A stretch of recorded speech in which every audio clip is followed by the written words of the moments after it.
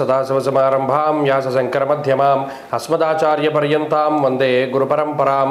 జ్యోతిషశాస్త్రాన్ని భావితరాల వారికి ప్రసాదించిన ఋషుల యొక్క పాదపద్మాలకి నమస్కారం చేసుకుంటూ, అలాగే నాకు ఈ జ్యోతిష విద్యను నేర్పిన గురువర్యులు జ్యోతిష బ్రహ్మ కీర్తిశేషులు శ్రీ ఏరంకి సూర్యనారాయణమూర్తి గారు, సూర్యశ్రీ దైవజ్ఞ గారి యొక్క పాదపద్మాలకి నమస్కారం చేసుకుంటూ, ఓం శ్రీ మహాగణాధిపతి నమః, శ్రీ గురుభ్యో నమః, హరి ఓం.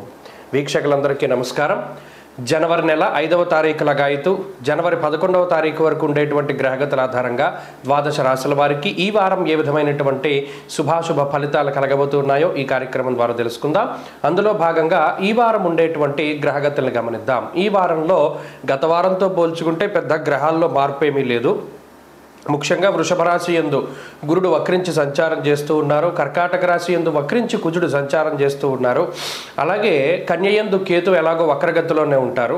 మరీ ముఖ్యంగా ధనురాశి యందు రవి బుధులు సంచారం చేస్తూ ఉండగా కుంభమందు శని శుక్రులు, మీనమందు రాహువు. అలాగే ఈ వారంలో చంద్రుడు కుంభ, మీన, మేష, వృషభ రాశుల యందు తన యొక్క సంచారాన్ని చేయబోతున్నారు. ఇటువంటి పరిస్థితుల్లో ద్వాదశ రాశుల వారికి ఏ విధమైనటువంటి ఫలితాలు కలగబోతున్నా తెలుసుకుందాం. కుంభరాశి వారికి ఈ వారం గత వారం మాదిరిగానే అనుకూలమైనటువంటి ఫలితాలు ఉన్నాయి. అయితే మనం చెప్పాం, ఎక్కువ గ్రహాలు యోగిస్తూ ఉన్నటువంటి రాశి కుంభం. ఎందుకు? జన్మరాశి యందు శుక్రుడు, జన్మరాశి యందు చంద్రుడు, లాభస్థానమందు రవి బుధులు, 2వ స్థానమందు రాహువు, అలాగే 6వ స్థానమందు కుజుడు. అంటే మెజారిటీ ఆఫ్ ప్లానెట్స్ 9 గ్రహాలలో 6 గ్రహాలు యోగిస్తూ ఉన్నటువంటిది కుంభము. కాబట్టి ఖచ్చితంగా వీళ్ళకి బాగుంటుంది. ఇప్పుడున్నటువంటి పరిస్థితులన్నీ కుంభరాశి వారికి చాలా ఫేవర్గా ఉంటాయి. ఒరిజినల్గా ఏదో ఒక ముళ్ళ కిరీటం పెట్టుకున్నట్టు ఉంటుంది. కిరీటమే కానీ ముళ్ళతో పెట్టుకున్నటువంటిది. ఇది జరిగేటువంటివన్నీ కూడా చాలా జాగ్రత్తగా ఉండాలి. ఇదన్నీ మనం ఏదో చూడండి, ఒక సామెత చెప్పినట్టు కళ్ళు మూసుకుని పిల్లి పాలు తాగుతూ ఉంటుంది. ఈ క్షణానికి మనకిది జరిగిపోతోంది కదా అనేటువంటి ధోరణిలో ఎప్పుడూ ఉండద్దు. ఇప్పుడు మీ టైం బాగుంది కాబట్టి మీరేం చేసినా చెల్లుతోంది. మీ టైం బాగాలేని రోజు వచ్చినప్పుడు మాత్రం ఈ గ్రహస్థితిలో వ్యతిరేకమైన పనులు చేస్తే మాత్రం ఇది దెబ్బ కొడుతుంది. కాబట్టి 1-2 సార్లు ఆలోచన చేయండి. ఇప్పుడు మీకు సమయం అనుకూలంగా ఉంది. అటు ఉద్యోగంలో కానీ, వ్యాపారంలో కానీ, కుటుంబంలో కానీ మీరు ఏం చేసినా చెల్లుతూ ఉంటుంది. ఆర్థికంగా పరిస్థితులు బాగున్నాయి. ఎప్పుడూ ఖర్చు పెట్టేదానికన్నా ఎక్కువ ఖర్చు పెడుతూ ఉన్నారు, లగ్జరీగా ఉన్నారు.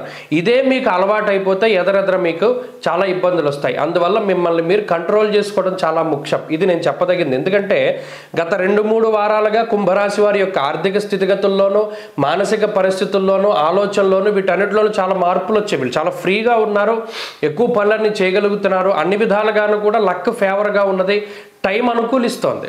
అందువల్ల కొన్ని సందర్భాల్లో ఈ గ్రహస్థితే ఇంత వెసులుబాటు ఇచ్చింది. మరలా ఒక్కసారిగా పట్టుకోవడానికి అవకాశం ఉంటుంది. తప్పు చేయకూడదు. ఈ టైం బాగున్నప్పుడు మీకు చేయవలసినటువంటి పనులు టకటక చేసుకుంటూ వెళ్ళిపోవాలి. ఇప్పుడున్న గ్రహస్థితి అన్ని విధాలుగా ఫేవర్గా ఉంటుంది. ప్రభుత్వ పరంగా ఫేవర్గా ఉంటుంది, కుటుంబం మీకు సహకరిస్తుంది, ఆరోగ్యం సహకరిస్తుంది, లక్ ఫ్యాక్టర్ ఉంటుంది. అందువల్ల మీరు ఏది చేయాలనుకున్నా చక్కగా పాజిటివ్గా కష్టే ఫలి ఈజీగా వెళ్లకుండా ఏదైనా మంచి మార్గంలో ముందుకు సాగండి. ఈ గ్రహస్థితి 100% మీకు ఉపయోగపడుతుంది. అంతేకాకుండా ఎటువంటి అవాంతరాలు లేవు, అవరోధాలు లేవు, విఘ్నాలు లేవు, ఆటంకాలు లేవు. ప్రతి చోట కూడా అంటే మీ హెల్త్ బాగుండడంతో పాటు మీ కుటుంబ సభ్యుల హెల్త్ సహకరించడం.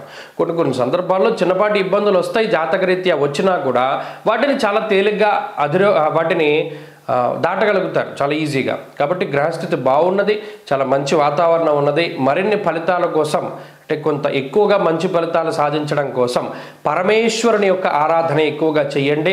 శనివారం నాడు శివాలయానికి వెళ్ళి సాయంత్రం పూట నంది దగ్గర దీపం వెలిగించండి. ఇది చాలా మంచి విషయం.